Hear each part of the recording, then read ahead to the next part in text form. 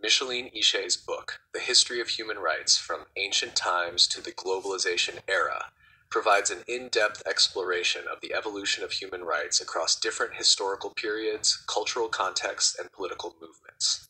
The book spans a wide chronological range, from the ancient civilizations to the modern global era, showcasing the progression of human rights concepts as they have been shaped by diverse social, religious, and political forces.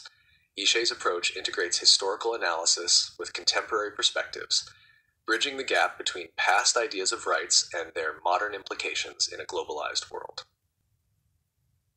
The Ancient Foundations of Human Rights. Ishay begins her historical account by delving into the ancient civilizations that laid the groundwork for modern human rights. While the formal idea of human rights as we understand it today did not exist in the ancient world, the concept of justice and inherent dignity of the individual can be traced back to several key civilizations. Ancient Mesopotamia, for example, provided early instances of legal codes that addressed the treatment of individuals within society. The Code of Hammurabi, written around 1754 BCE, is often regarded as one of the first written legal codes. While it focused on retribution and punishment, it also made an effort to regulate how rulers and citizens treated one another, offering a rudimentary framework for social justice. In ancient Egypt, the idea of Ma'at, which represented truth, justice, and cosmic order, also contributed to a sense of fairness and the importance of ethical governance. While these early legal systems were not based on the idea of universal human rights, they established concepts that would later influence the development of human rights discourse. In Greece and Rome, the philosophical and legal traditions would have a profound influence on the development of human rights.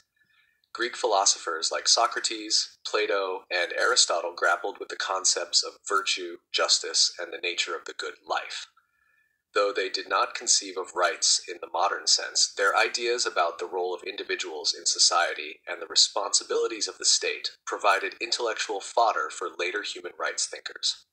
The Roman Empire further contributed to human rights notions through its system of law, which emphasized the concept of jus gentium, or the law of nations.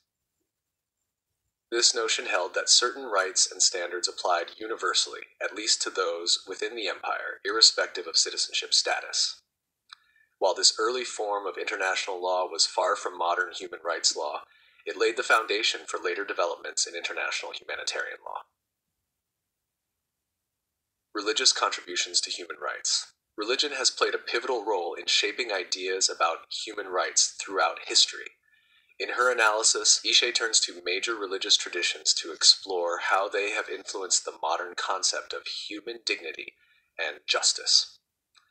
Christianity, for example, introduced the idea of the inherent worth of every individual based on the belief that all humans were created in the image of God. The Christian emphasis on love, compassion, and justice provided an ethical framework that would influence the development of human rights ideas, especially during the Middle Ages and the Renaissance. Islam, too, contributed to the notion of universal human rights, particularly through its emphasis on justice and equality before God. Islamic teachings on charity, social welfare, and the protection of the vulnerable played a key role in shaping ideas of social justice in Muslim-majority societies, and they influenced later human rights discourse.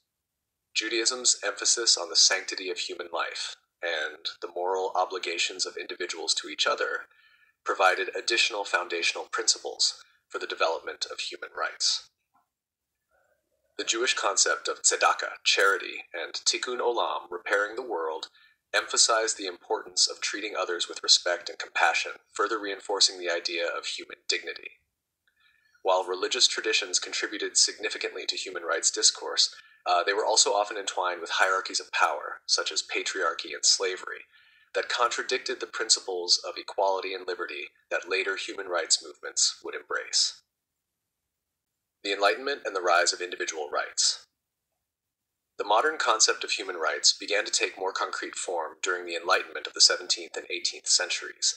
Philosophers such as John Locke, Jean-Jacques Rousseau, and Immanuel Kant shifted the focus of rights from divine or monarchic authority to the individual. Locke's ideas of natural rights, for example, laid the foundation for the belief that all individuals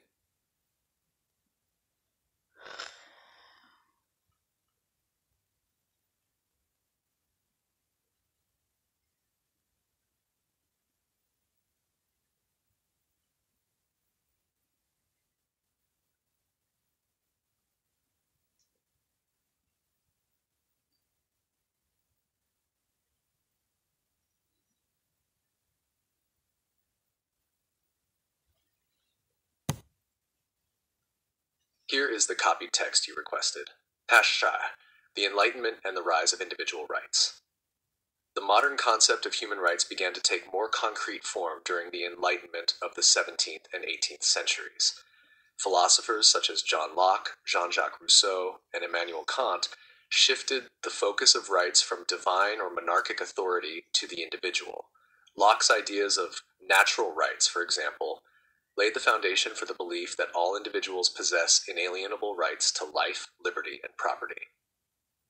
Rousseau's concept of the social contract further developed the idea that governments derive their legitimacy from the consent of the governed, and that individuals must be treated as free and equal citizens. The Enlightenment also saw the beginnings of the formalization of human rights into legal documents. The French Declaration of the Rights of Man and Citizen, 1789, and the American Bill of Rights, 1791, were among the earliest documents to explicitly articulate the rights of individuals, including the right to life, liberty, and the pursuit of happiness. These documents marked a decisive moment in the development of human rights, as they shifted the focus of legal and political structures from royal or state power to individual rights. Tashrg, the abolitionist movement and the expansion of rights. The 19th century witnessed significant progress in the expansion of human rights, especially through the abolition of slavery. The abolitionist movement, which gained momentum in both Europe and the Americas, played a critical role in challenging the entrenched systems of slavery and forced labor that had denied basic human rights to millions of people, particularly those of African descent.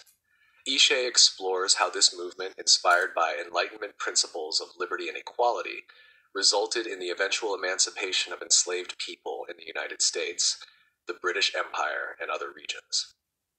In addition to abolition, the 19th century also saw the expansion of rights for women.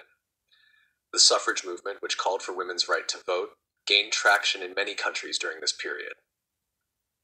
Figures like Susan B. Anthony, Elizabeth Cady Stanton, and Emmeline Pankhurst became central to the fight for gender equality, advocating for women's political and social rights.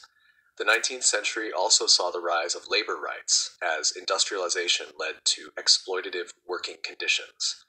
Labor movements began to push for the recognition of workers' rights, including fair wages, safe working conditions, and the right to organize. These efforts were pivotal in the expansion of human rights to include economic and social rights, areas that would later become essential components of the human rights framework. The Globalization era and modern human rights. In the 20th century, the concept of human rights took on a global dimension, particularly after the horrors of World War II. The atrocities committed during the war, including the Holocaust and other genocides, led to a widespread recognition of the need for an international framework to protect human rights. The United Nations, established in 1945, became a key institution in promoting and protecting human rights worldwide. The Universal Declaration of Human Rights, UDHR, adopted by the UN General Assembly in 1948, is perhaps the most significant document in the history of human rights. It laid out a comprehensive set of rights, including civil, political, economic, social, and cultural rights, and it asserted the principle that these rights are universal and inalienable. However, despite the formal recognition of human rights in international law, the implementation of these rights has been inconsistent. Issues such as racial discrimination, gender inequality, poverty, and political repression continue to affect millions of people around the world. In the globalization era, new challenges have emerged, such as the rights of migrants, refugees, and indigenous peoples, as well as the growing impact of climate change on vulnerable populations. Ishay emphasizes the need for a global human rights movement that is sensitive to local contexts and cultures. She argues that while universal human rights norms are essential, they must be adapted to address the unique challenges posed by globalization and the complex interplay of local, national, and international forces. Micheline Ishay's The History of Human Rights provides a rich and comprehensive examination of the development of human rights from ancient times to the present day. By tracing the evolution of human rights across different historical periods and geographical regions, Ishay highlights the deep cultural, political, and philosophical roots of the human rights movement. Her analysis underscores the progress that has been made in securing basic rights for individuals while also pointing to the ongoing challenges that must be addressed in the 21st century. As the world becomes increasingly interconnected, the book serves as an important reminder of the need to continue the work of building a global human rights system that is inclusive, just, and responsive to the needs of all people.